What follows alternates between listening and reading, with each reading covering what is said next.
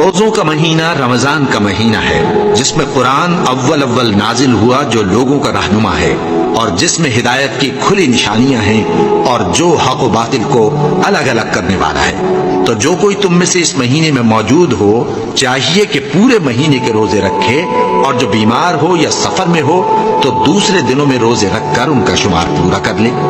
अल्लाह तुम्हारे हक में आसानी चाहता है और सख्ती नहीं चाहता, और ये आसानी का हुक्म इसलिए दिया गया है कि तुम रोजों का शुमार पूरा कर लो, और इस एहसान के बदले कि अल्लाह ने तुमको हिदायत बख्शी है, तुम उसको बुजुर्गी से याद करो और उसका शुक्र करो।